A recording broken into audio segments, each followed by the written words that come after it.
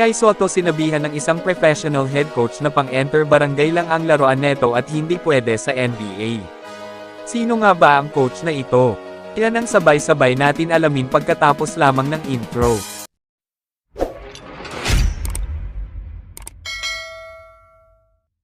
Isang NBA professional coach ang nagsabi na larong pangkalye o larong pang-enter barangay na lang ang ating pambato na si Kay Soto.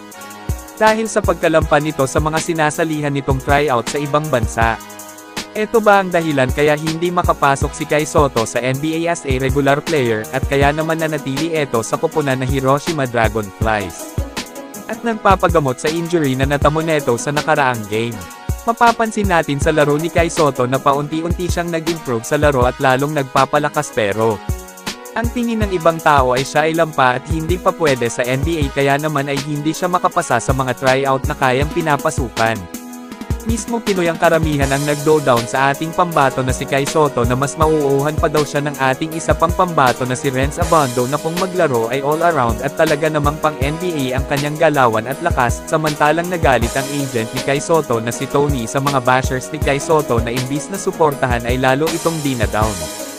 Sa ngayon nga ay nagpapagaling parent si Kay Soto at hindi pa makakalaro sa Hiroshima Dragonflies sa natamo netong injury at baka ito ay magbakasyon sa Pilipinas at dito na may spend ng Christmas at New Year at magluto na lang ng kalderatang kambing at sisig na maraming sili na may alak na ditenga na Alfonso.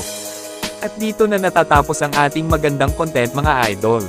At huwag mo naman kalimutan suportahan ang aking channel sa pamamagitan ng like, share, subscribe, upang ganahan pa ako gumawa ng video katulad ng ganito.